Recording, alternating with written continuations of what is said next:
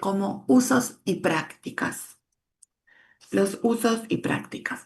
Los usos y prácticas tienen que ver con justamente estas rutinas, estos hechos que se producen con habitualidad y que terminan también dándole un marco al ordenamiento jurídico. Le dan un marco a las cuestiones de hecho para poder interpretarlas. Y la opinión de los juristas y de los jueces en sus fallos, la jurisprudencia. Estos son los puntos, como decía, de enfoque de la unidad uno, donde ustedes van a poder trabajar para, para prepararse para el parcial. Respecto de la unidad 2, personas, habíamos trabajado el concepto de persona humana y persona jurídica y los atributos de cada una de ellas.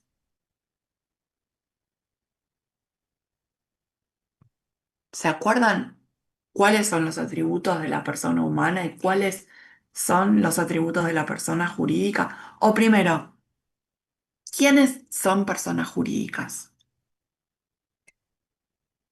¿Alguien que se anime a decir, a enumerar alguna persona jurídica? Sociedades, por ejemplo, sociedades anónimas, podría ser una persona jurídica. Exacto, una sociedad anónima es una persona jurídica de carácter comercial. ¿Qué más?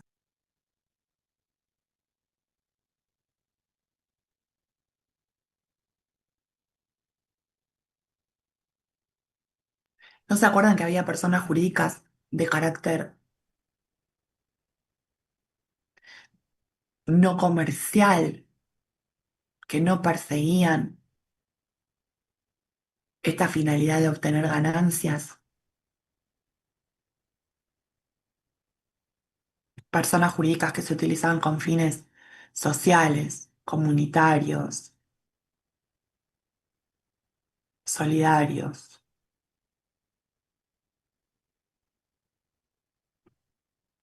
Nunca ONG. escucharon con formato, la ONG es una organización, pero sí, las personas jurídicas que se utilizan habitualmente son fundaciones, asociaciones civiles sin fines de lucro.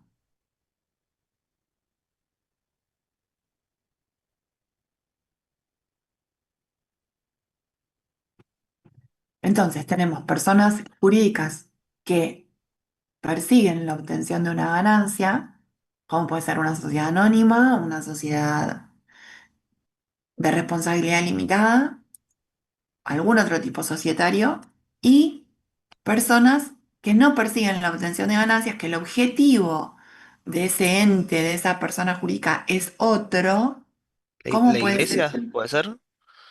Claro, son personas jurídicas de carácter público, ¿no? Porque son eh, sedes descentralizadas de la administración pública, del Estado, en ese caso, o de carácter privado, fundaciones, asociaciones civiles. Ahí volvemos sobre esta diferencia de cuando interviene el Estado y cuando no interviene el Estado. ¿Sí? Ustedes van a ver también que hay sociedades anónimas con participación estatal, aun cuando son un objeto comercial, con objeto de obtener ganancias, donde el Estado también puede tener participación. Pero estos son los puntos más importantes que las van a distinguir. ¿Y alguien se acuerda cuáles eran los atributos de las personas en general?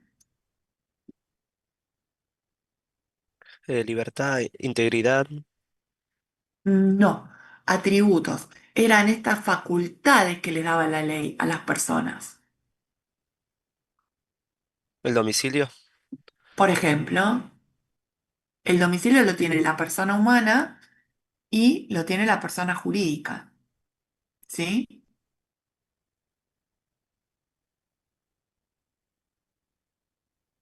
¿Qué más tienen?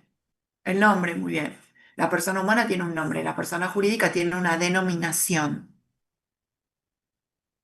¿Qué más?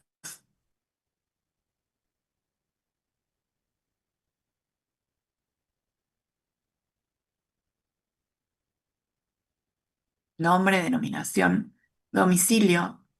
Hay atributos que tiene la persona humana y que no tiene la persona jurídica. Yo les voy a preguntar, ¿el patrimonio es un atributo de la persona humana y de la persona jurídica, por ejemplo?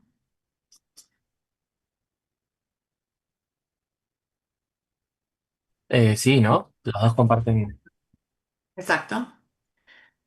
El patrimonio sí es de las dos. Supongo que o sea, en el caso de la persona humana, el nombre, y en el caso de la persona jurídica, la razón social. Esa es una diferencia. Claro, sí, razón social o denominación. Sí, así se llama. Depende de qué persona jurídica es, le corresponde una denominación. Esto es muy técnico, pero bueno. Y otro tipo de personas jurídicas les corresponde razón social. A los efectos es lo mismo, es como el nombre de las personas humanas. Después tenemos la capacidad. Este es un atributo de la persona humana cuando hablamos de capacidad de hecho y de capacidad de derecho. ¿Se acuerdan? Que hay capacidades disminuidas, que hay limitaciones en este atributo de las personas algunas veces, que tiene que ver a veces con cuestiones de hecho y otras con cuestiones de derecho. ¿Se acuerdan de alguna capacidad disminuida? La edad. Claro, el menor de edad está disminuido en sus capacidades de derecho.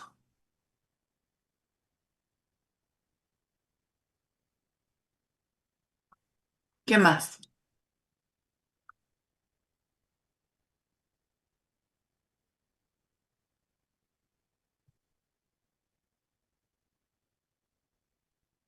¿No se acuerdan ninguna otra situación en relación en torno a la capacidad de las personas?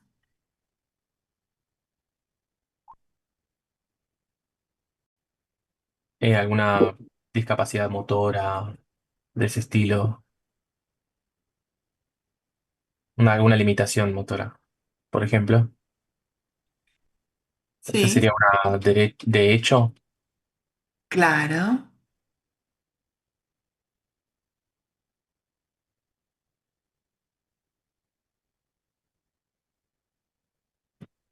Hay que ver en relación a la declaración de la capacidad disminuida, ya ahí juega una cuestión de derecho, ¿no? Pero acuérdense también que la persona jurídica tiene capacidades, porque puede adquirir derechos y contraer obligaciones, ¿sí? Obviamente no va a tener estas cuestiones de disminución de la capacidad como tiene una persona humana. ¿Qué otra diferencia había entre la persona humana y la persona jurídica?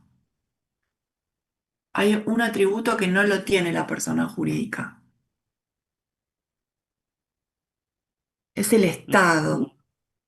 El Estado civil, como atributo de la persona humana, no se corresponde con la persona jurídica, porque el Estado es aquel que determina que una persona humana es soltera, viuda, casada, divorciada, en unión convivencial. Ese estado civil de la persona no tiene similitud en el caso de la persona jurídica, porque la persona jurídica es un ente creado por el legislador que tiene aptitudes, tiene un patrimonio, tiene un domicilio, tiene una denominación o razón social, tiene la facultad de adquirir derechos y contraer obligaciones, pero es un ente, ¿sí? Esta es la diferencia. ¿Vamos bien? Sí, Bueno, también vimos que el patrimonio es una universalidad. El concepto de patrimonio para ambas es una universalidad de hecho que, y de derecho que tiene en este universo distintas cosas, bienes materiales e inmateriales. Cuando hablamos de materiales hablamos de bienes muebles, inmuebles, y cuando hablamos de bienes inmateriales Hablábamos de marcas, patentes, diseños industriales, ¿sí? Distinciones honoríficas, valores de clientela, valores llave, un poco lo que se le asigna como el patrimonio de, por ejemplo, un fondo de comercio. ¿M?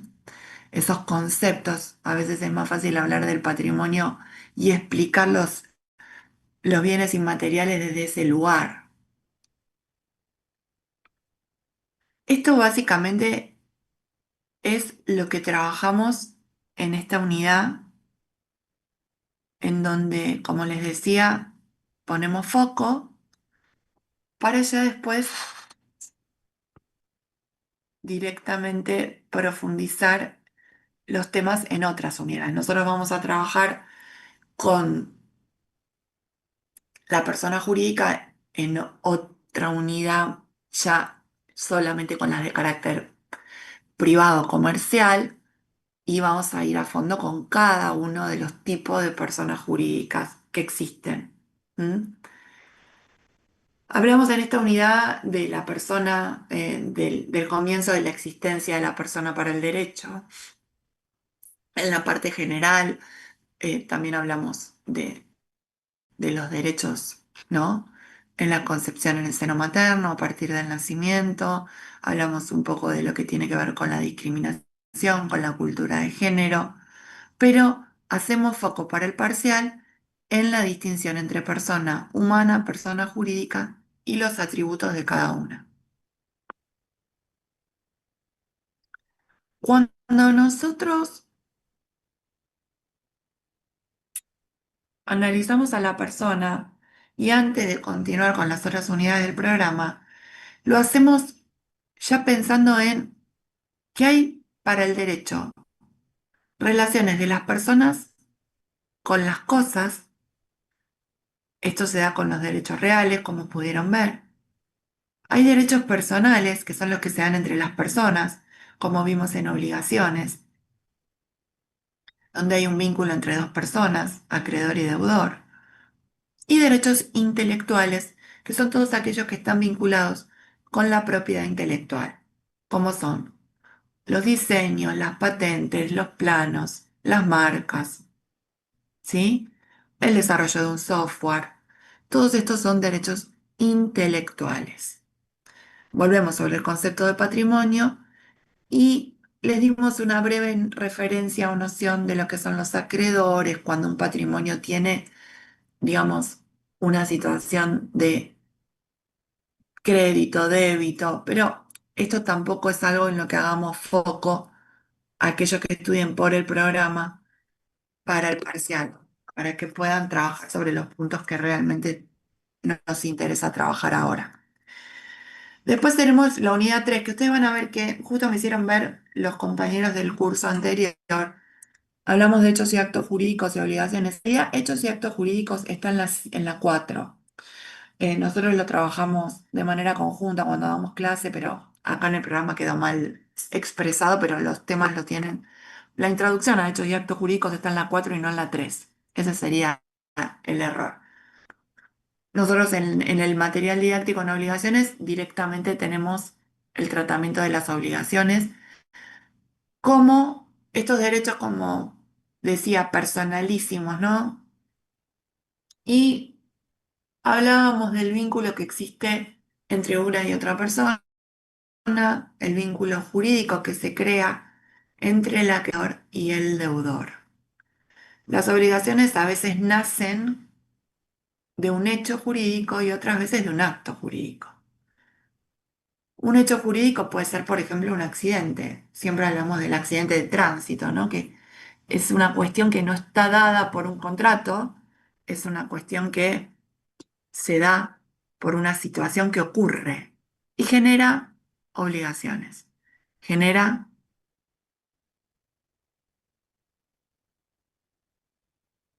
mira, no había visto el chat.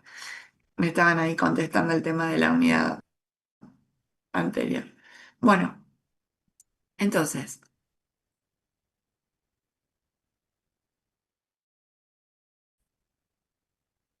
el nacimiento de la obligación puede venir de mano de un hecho o de un acto, ¿sí? Un acto jurídico como puede ser la celebración de un contrato. En esta, digamos, iniciación al tema de contratos, que finalmente es la unidad, la próxima unidad y la que hemos trabajado con más expansión, por decirlo de algún modo, tenemos otra clasificación importante que es la de los instrumentos públicos y los instrumentos privados. ¿Alguno de ustedes se acuerda qué era un instrumento público y qué era un instrumento privado? ¿O cuál es la diferencia entre uno y otro?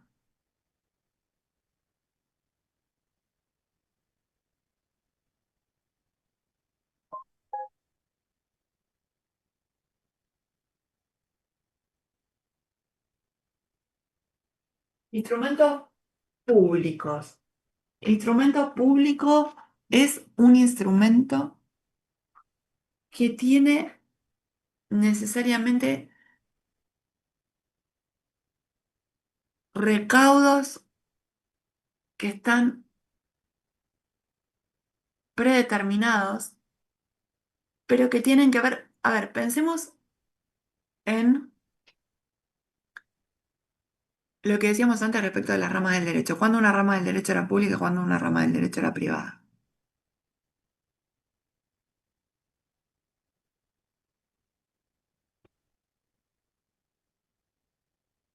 O sea, ¿tiene que ver cuando interviene el Estado o no en un contrato? ¿Sería o...? ¿Cómo dijiste? Cuando interviene el Estado. Sí. Sí, pero en un contrato en particular estamos hablando ahora. Eh, Estamos hablando de manera general de los instrumentos públicos o privados que sí son contratos, a veces son actas. Y la diferencia está vinculada con esto que decís. ¿Por qué? Porque el instrumento público, como se realiza, se firma, se otorga frente a un oficial público, goza, tiene de una validez legal más fuerte que un instrumento privado que se da entre los particulares. Es decir, el instrumento público es el que se firma, por ejemplo, en una escribanía o que se firma en una audiencia, en un juzgado, en instancias de eh, resolución de un conflicto en sede judicial, por ejemplo, un acuerdo, ahí en presencia de la autoridad judicial, o en el marco de un ministerio, por ejemplo, en el Ministerio de Trabajo, un acuerdo laboral.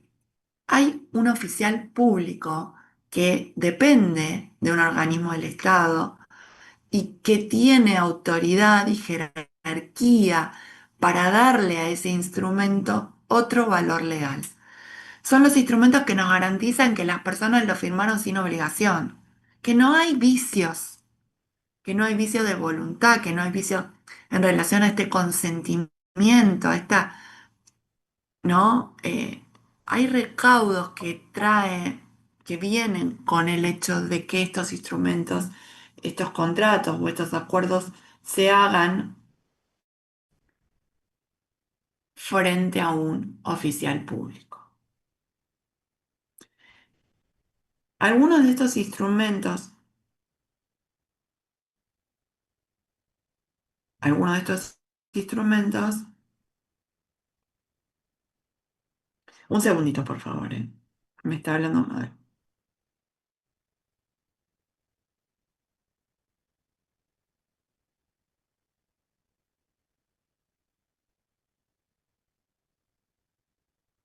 Entonces,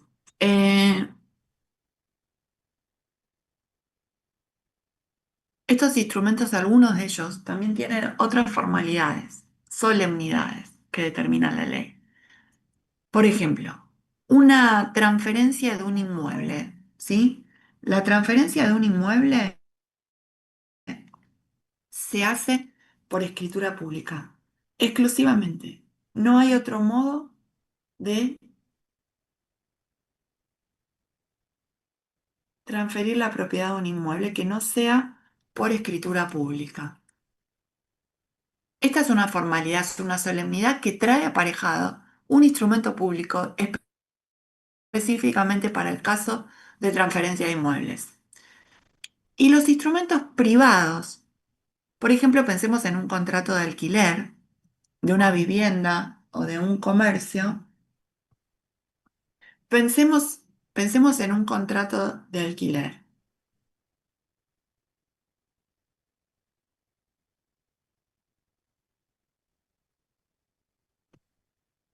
Un contrato de alquiler entre particulares puede hacerse por firmas en una inmobiliaria, por ejemplo, en un escritorio, en una inmobiliaria con un martillero, puede hacerse con un escribano presente o no. Pero ese contrato de alquiler no se hace por escritura pública. Ese contrato de alquiler va a ser un contrato hecho en un formato de Word que las partes lo van a firmar. Pueden firmarlo en presencia de un escribano o no, pero siempre va a ser un instrumento privado. Cuando se firma en presencia del escribano, ¿qué garantiza el escribano en esos casos cuando es un instrumento privado? Que las personas que lo están firmando son quienes dicen ser. Las personas son, conforme dice su DNI, nombre, apellidos, foto, ¿sí? Esta cuestión de la identidad de la persona es la que el escribano va a validar en un instrumento privado que se firma frente a él. Pero eso no es una escritura pública. La escritura pública es otra cosa. Ahí el escribano da fe de todo el contenido. Acá, en el contrato de alquiler, solo se fija que las personas sean las que dicen ser, les toma la firma. ¿Qué nos va a cambiar esto? ¿Qué nos va a cambiar a nosotros haber firmado un contrato de alquiler, que es un instrumento privado, pero haberlo firmado en una escribanía o frente a un escribano? Nos va a cambiar que, por ejemplo, si en sede judicial yo soy dueño de esa propiedad, la alquilé, y tengo a alguien que no quiere dejarla cuando vence el contrato o que debe muchos alquileres, me presentan la justicia con el contrato para iniciar una acción de desalojo. Pero se presenta la otra parte que no firmó en escribanía, que no firmó frente a un escribano y desconoce la firma del contrato. Desconoce la firma del contrato, dice que no es de él, de ella. Entonces ahí empieza la batalla de hacer una pericia caligráfica, los tiempos que se determina en la justicia para la pericia, un montón de situaciones que van a dilatar el trámite de ese expediente. Entonces, ¿tiene mayor valor legal el instrumento privado firmado en una escribanía o frente a un escribano? Sí. ¿Es lo mismo que una escritura pública? No. La escritura pública o el acta hecha en un juzgado o en un ministerio tienen otro valor porque aparte garantizan no solo que el que firmó es quien dice ser, que es conforme su DNI, sino que tampoco estaba obligado, que también se le leyó el contenido, que entendía lo que estaba haciendo, a lo que se estaba comprometiendo, obligando. Le da valor legal a todo el contenido del instrumento. Esa es la gran diferencia entre los instrumentos públicos y los instrumentos privados. Y por eso hablamos de los vicios. Y por eso en esta unidad se desarrollan los conceptos de vicios de la voluntad, ¿sí? Y de los actos en general. Están quedando 2 minutitos de este Zoom. Volvemos a ingresar por el mismo link para poder avanzar con las 2 unidades que faltan, ¿sí? ¿Vamos bien hasta acá? Bueno, Sí, sí. ¿Alguna duda respecto de esto que vimos recién?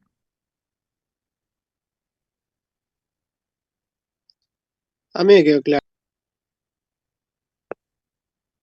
Bueno, bárbaro. Entonces, por último, esta unidad tiene una descripción de cuáles son las fuentes de esas obligaciones y incluso también en relación a los efectos, pero como les digo, ponemos el foco en lo que vimos recién. ¿Mm? Vamos a volver a ingresar con el mismo link para ver la unidad 4.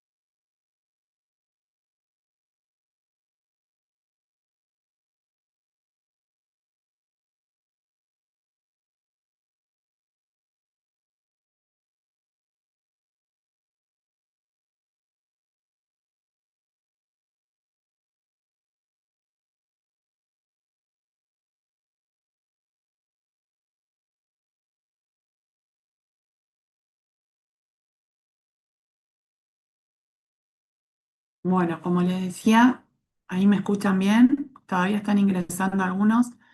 Eh, a ver, ¿me escuchan? Sí, profe. Ah, bueno, bárbaro. Vamos con la unidad 4. La unidad 4 es la unidad de contratos. Ustedes recuerdan que en la unidad 4 trabajamos con los conceptos generales, la clasificación de los contratos. ¿Alguno se acuerda, alguna se acuerda de qué se trata cuando hablamos de contratos nominados e innominados? Había un solo ejemplo de contrato innominado que les había dado, que son los contratos que no están ¿qué? ¿Se acuerdan?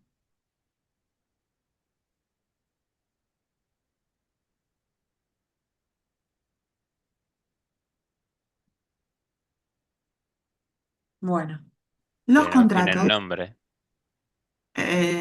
En realidad sí y no, son más específicamente no legislados, que no están legislados, que la ley no les dio todo el contexto, ¿no? Normativo, no solamente un nombre. Habíamos hablado de que contratos nominados son todos, porque todos los contratos que ustedes vieron y que están desarrollados en la unidad, en el material didáctico, son contratos legislados. Y dimos el ejemplo de uno solo de los contratos que hoy no está todavía legislado, que es el último que tienen en el material, que es el contrato informático de adquisición de software o hardware a medida de una empresa o negocio en particular. Decíamos que este tipo de contrato no tiene una ley que lo regule, no tiene artículos del código que se refieran a él como el resto de los contratos. Durante mucho tiempo esto sí pasaba con otros contratos también que no estaban legislados, que eran la franquicia, la concesión, la agencia, no estaban legislados y un día pasaron a formar parte del código. Teníamos, digamos, em, teníamos algunos fallos judiciales que le daban su forma, que referían a su forma o al modo de desarrollarse esos contratos, pero no había una ley. Y se empezaron a utilizar Profe, profe, y se... creo que no está mostrando pantalla, no sé si... Ah, dejé de compartir. Yo al menos no veo. Ok, un segundo.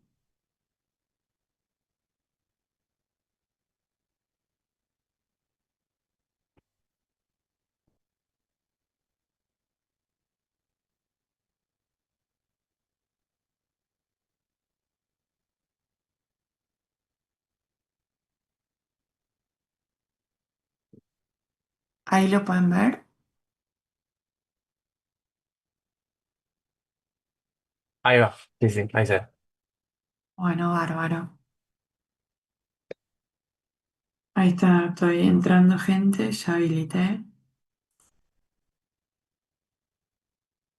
Bueno, entonces, ahí teníamos ejemplos de contratos que no estaban legislados y contratos que después se legislaron. Esto está pasando hoy, nosotros en la unidad, con el único que trabajamos dentro de esa clasificación, es con el contrato informático de, como digo, adquisición de software o hardware a medida. ¿Por qué hago la distinción de a medida? Porque ustedes piensen que, por ejemplo, la adquisición de un contrato informático de software enlatado, como puede ser un Windows o un Microsoft, no tiene particularidades. Esto cae dentro de un contrato de compra y venta cualquiera, ¿sí? Esto se compra en línea, se descarga en línea, se paga en línea. No es lo mismo que un software desarrollado a medida de una empresa o de un negocio que tiene que tener soporte técnico, mantenimiento, tiene que tener cláusulas que contengan al consumidor informático en este caso, porque la tecnología tiene su lenguaje que no es común, las partes no van a, una de las partes en este caso no va a tener la claridad que tiene que tener para saber qué es lo que se está determinando en ese contrato, que las cláusulas y las obligaciones sean claras, los tiempos para la entrega, que cumpla realmente con el objetivo, porque este tipo de software a medida lo que busca es darle a la empresa o al negocio la vida, manejar todo, el stock, la facturación, proveedores, clientes. Entonces, realmente son contratos que traen particularidades, que tienen particularidades, que no se asimilan a otros contratos, que hoy la justicia, la doctrina, las opiniones refieren a este contrato en virtud de los usos y prácticas de las fuentes del derecho, ¿no? De qué es lo que habitualmente se hace, qué es lo que habitualmente sucede, y se le va dando forma al contrato y se resuelven los conflictos con estos principios, pero tendría que estar legislado y en algún momento estará legislado. Por eso hoy decimos que es un contrato innominado, ¿sí? ¿Vamos bien ahí con esto? Sí, sí. Bueno. Después, contratos unilaterales o bilaterales. A ver si interactuamos un poco. ¿Alguien se acuerda de un contrato unilateral? Que hay una sola voluntad. Una sola persona que declara una voluntad. Hay uno que es muy común, que es gratuito. Una donación, Muy bien, perfecto. Bilaterales es cuando hay dos partes, ¿sí? Cuando hay lo que llamamos contraprestación, ¿no? Uno hace una cosa, el otro otra. Uno da, el otro paga, ¿sí? Uno se obliga a hacer, el otro paga, ¿sí? Uno se obliga a no hacer, ¿sí? También por un precio. Va a depender de qué se trate cada contrato. Bueno, volviendo sobre el ejemplo de recién, hay contratos onerosos o gratuitos. Hay contratos que están expresados, que los tenemos firmados en papel o electrónicamente, existen, hay cláusulas, tienen datos, y otros contratos que no existen, que son tácitos, pero existen. Existen ¿por qué? Porque hay un desarrollo que hace saber la existencia de un contrato verbal, ¿sí? Tácito. El ejemplo más claro es el contrato de trabajo. En el 80% de los casos el contrato de trabajo no se firma ni papel ni electrónicamente. Alguien inicia a trabajar para una empresa, para un empleador o empleadora y presta un servicio determinado, cobra su remuneración, goza de los beneficios en el marco del derecho laboral, de vacaciones, cobra un aguinaldo, lo que fuere, pero no hay un contrato escrito que respalde ese vínculo. Hay un contrato tácito, ¿sí? Después tenemos la otra clasificación de contratos conmutativos y aleatorios en cuanto a cuando de entrada las partes tienen conocimiento cuáles son sus obligaciones. Esos son los conmutativos. Es en el mismo iniciarse el contrato, ya está determinado lo que cada uno va a tener que hacer.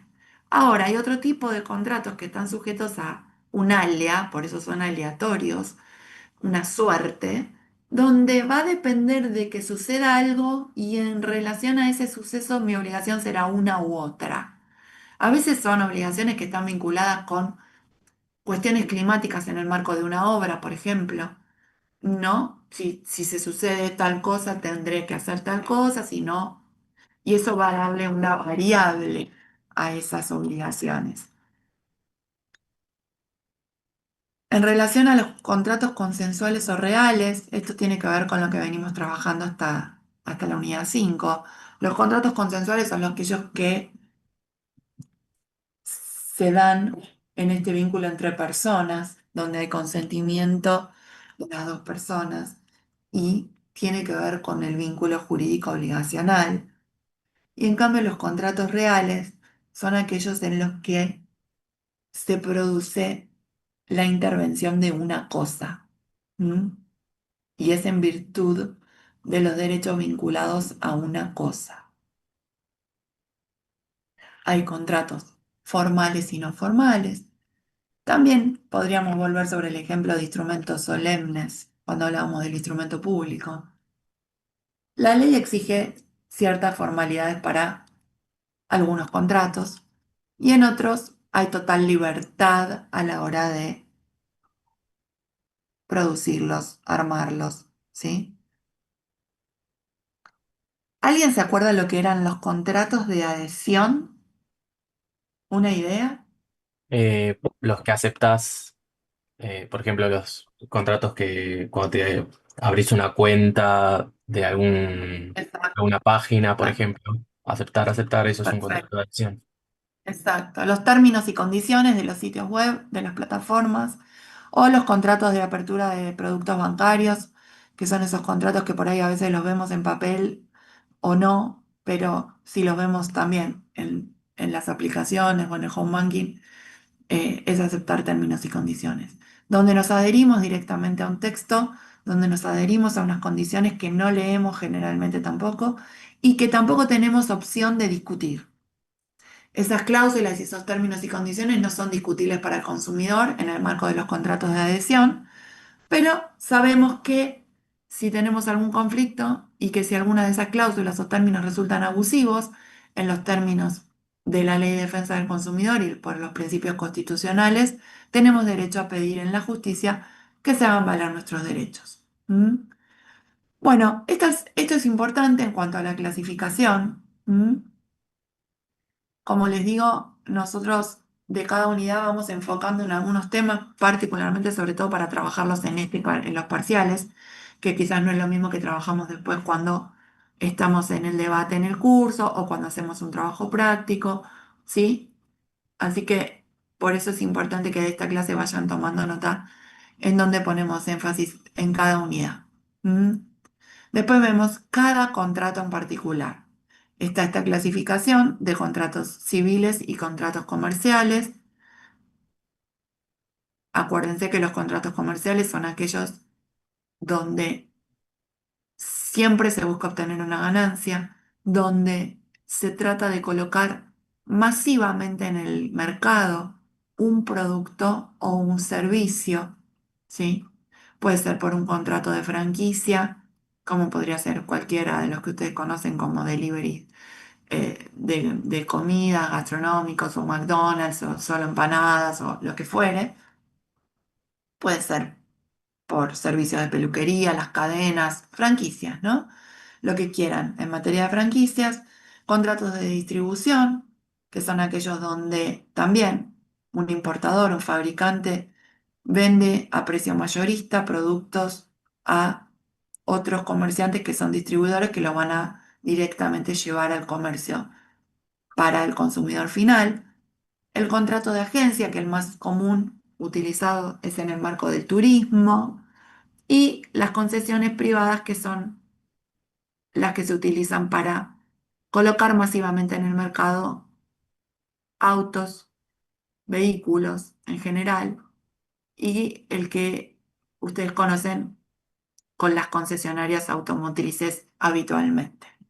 Esos son los contratos comerciales que trabajamos. Después trabajamos el contrato informático y los contratos que vieron con el profe civiles, algunos con algún carácter comercial, pero hablamos de el contrato matrimonial, de sesiones de créditos, contratos gratuitos. Acuérdense ustedes que no solo la donación es un contrato gratuito, también lo es el depósito, también lo es el comodato, ¿sí? Vuelvan sobre cada contrato en particular y traten de incorporar estos principios generales en relación a esos contratos. Y después están específicamente los contratos de la construcción, ¿sí? En cuanto a los contratos de la construcción, lo importante es tener en cuenta qué tipo de contrato se puede utilizar en la obra, dentro de este desarrollo que hacemos de los contratos en particular. ¿Alguna duda hasta acá? Yo les No, quería profe. aclarar, bueno, que la unidad 5 dice derecho a las nuevas tecnologías. En realidad ustedes en el programa lo tienen separado, pero en la práctica lo vemos todo junto, porque cuando hablamos del software en el material didáctico lo tienen como último contrato de la unidad 4. y todos los principios estos de confidencialidad, protección de datos personales, contrataciones electrónicas, los vemos desde la unidad uno cuando hablamos de la Constitución y de la reforma. Son todas cuestiones transversales a todas estas unidades, ¿sí? Así que no presten atención puntualmente. No es que les va a faltar, no se preocupen buscando un apunte de derecho de las nuevas tecnologías, sino que ustedes ya lo vieron en todas las otras unidades, ¿se entiende?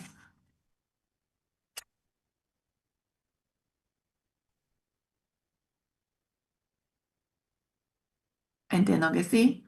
Bueno, principios de los derechos reales. ¿Hasta dónde llegaron con el profe? El sábado, el último sábado.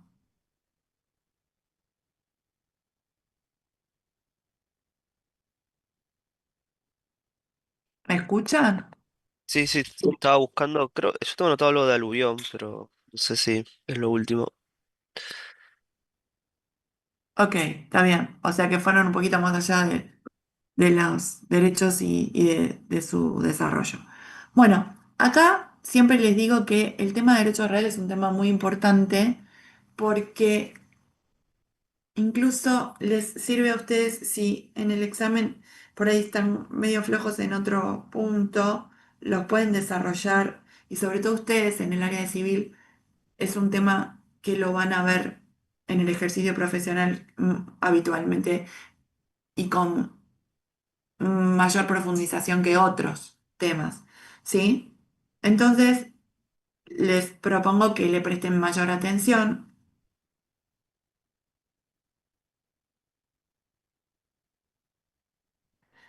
y si tuvieron alguna duda, si les quedó una duda, aprovechen ahora si me quieren preguntar algo respecto de esta unidad.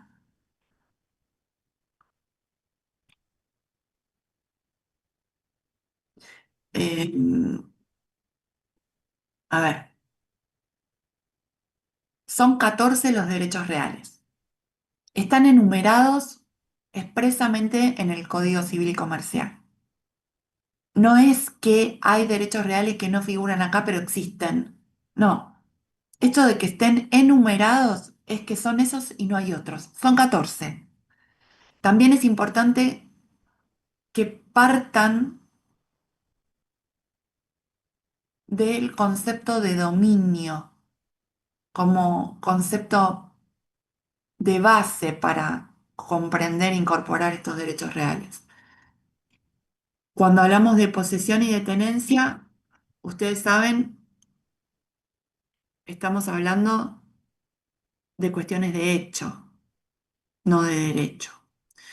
Traducidas en derecho, pero que me interesa que hagan esta distinción de hecho de lo que es poseer y lo que es tener. ¿Alguno tiene claro estos conceptos como para explicármelos o darme alguna idea?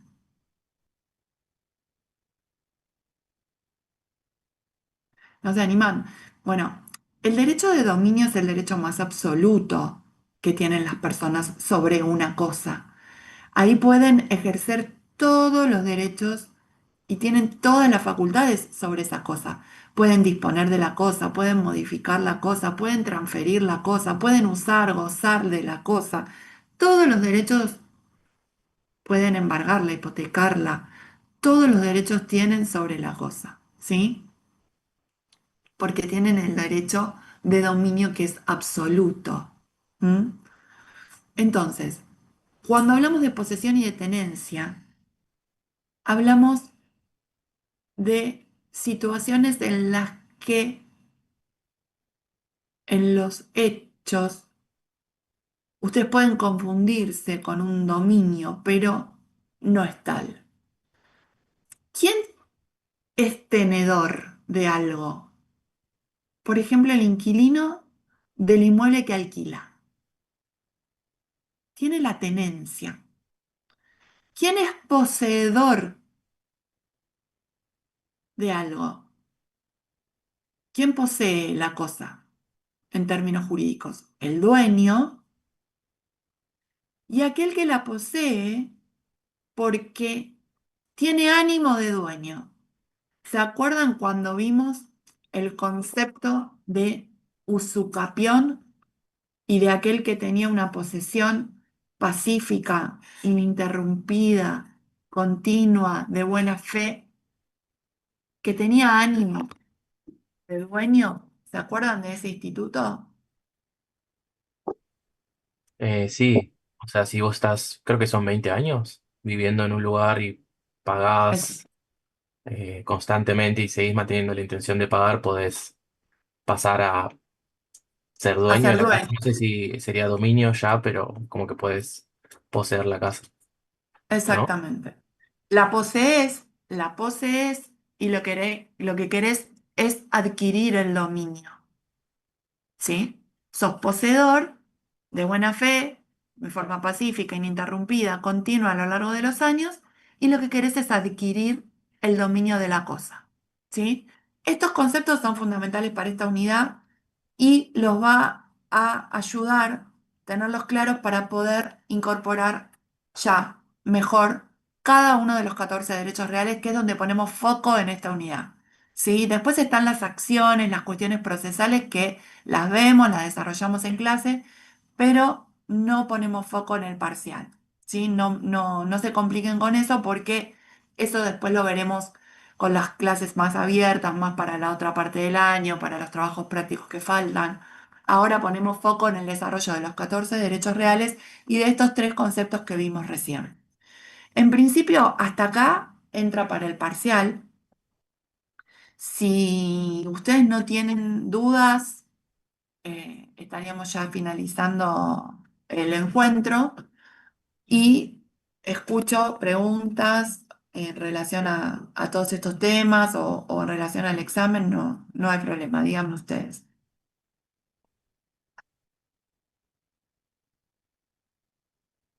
El formato del examen es escrito, ¿no? No es oral o cómo funcionaría. Sí, sí, es escrito, el examen es escrito, ustedes van van a poder algunos temas desarrollarlos, otros temas van a ser para selección o multiple choice. Esto lo vamos adaptando un poco año a año, también un poco acorde a lo que permite cada contenido para para preparar el examen. Sí les digo esto, que para ustedes en el área de civil, esta unidad de reales es una unidad importante, si bien todo está enlazado.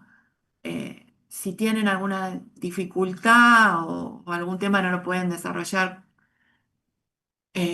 de modo satisfactorio en el parcial, pueden voluntariamente desarrollar los derechos reales como para tratar de tener una mejor calificación, ¿sí? No hay problema con eso. Así que bueno, en principio eh, esto sería lo más importante para el sábado. Igual cualquier duda, cualquier cuestión la pueden plantear en el grupo sin inconveniente. ¿Mm? Yo, profe, tenía duda con el de servidumbre. ¿Cómo? Yo tenía dudas con el de servidumbre. Sí. em, Bueno, Porque lo había eh, marcado mal en el cuestionario y capaz que no me quedó claro bien qué era. ok. Sí, la servidumbre es un derecho real que está afectando en distintas situaciones. Va a depender porque hay distintos tipos de servidumbre, pero para que vos puedas comprender de modo general, la servidumbre afecta este uso y goce del que hablaba, ¿no? En relación a los derechos. Puede ser que afecte a un propietario, a un dueño, a alguien que tiene el derecho de dominio más absoluto, que igual se ve afectado por una servidumbre de paso, por ejemplo. La servidumbre de paso es aquella que afecta en un determinado lugar o zona geográfica a una propiedad. Esto sucede mucho en el sur de nuestro país, con algunas propiedades que son consideradas eh, patrimonio o tienen otros atributos en materia de lo que es, digamos, el desarrollo para la comunidad en materia incluso de vista. Bueno, eh, puede suceder que para acceder a un lago o para acceder a alguna otra zona geográfica que por algún motivo el Estado tenga interés de preservar o de darle acceso al mismo Estado o a la comunidad, como decía, se determina una zona que el dueño de esa propiedad tiene que reservar para el paso a a ese lugar o paso para pasar a otro lado. También hay servidumbres de vista que afectan inmuebles. Por ejemplo, ¿viste en la zona de Avellaneda donde está la catedral, frente a la Plaza Alsina, donde Sí. está la facultad? Hay propiedades que están afectadas por una servidumbre de vista, porque dado que está la catedral, no pueden construirse después de determinada altura. Entonces, vos sos dueño de una propiedad en esa zona, pero tenés tu derecho de dominio con una limitación, y es la servidumbre. ¿Sí? Sí, Ahí con sí, los sí. ejemplos está mejor. Sí, sí, lo había entendido. Pasa que capaz que cuando leí lo del cuestionario puse falso porque capaz me confundió la parte de perpetuo temporario. Pensé que era algo como... Porque dice Ah, sobre un inmueble ajeno en virtud del cual se pueda usar de él o ejercer ciertos derechos. Capaz que... Nada, pensé que esa parte claro, lo que temporario pasa no es que iba. algunas preguntas son por ahí capciosas, digamos, ¿no? En relación a los cuestionarios hay que tomarse tiempo a hacerlos tranquilo y algunos sobre todo. Este es un cuestionario que tiene otro trabajo para ustedes, pero insisto que los cuestionarios, como les digo, no se preocupen porque son de autoevaluación en general, la mayoría. Nosotros no estamos viendo esa calificación. Lo único que chequeamos es que los hagan para promocionar la materia. Tienen que estar hechos. Los que no llegaron a hacerlo a tiempo lo hacen a fin de año que los volvemos a abrir, pero es para eso, No, ¿sí? no, sí, No. yo por eso lo hice para... como autoevaluación, no por eso. Pero bueno, Claro, capaz que ese justo dije, lo entendí mal o... Nada, por no hay las dudas. problema, no hay problema. Bueno, hasta acá estamos y los dejo entonces. Y cualquier duda nos consultan en el grupo, si no antes del sábado, ¿sí? Bueno, gracias. Perdón, profe. Bárbaro. Sí, Usted estaba transcribiendo el Zoom, ¿no? está tomando nota, sí, porque ¿Habría posibilidad de que lo pase a eso? mira, voy a intentarlo. Ok, Estoy con un hilo de batería porque estoy desde las 8 dando clase, pero déjame ver si antes de que se me apague puedo bajar eso porque no lo vengo haciendo hace rato, desde la pandemia. Este, así que no te lo puedo garantizar desde lo tecnológico, pero lo voy a intentar. Prometo que lo voy a ok, intentar. ok, ok. ¿Eh? Gracias. Bueno, bueno. ¿Alguien más me quiere consultar algo? Bueno, estamos en contacto por el grupo. Buen fin de semana y nos vemos la semana próxima. No sé si irá el profe o yo, después nos organizamos nosotros, pero bueno, el sábado es el parcial, ¿sí? Bueno, gracias. Hasta luego. Chao, A hasta luego. ustedes. Chao, buen fin de Buen semana. fin de... Chao, chao.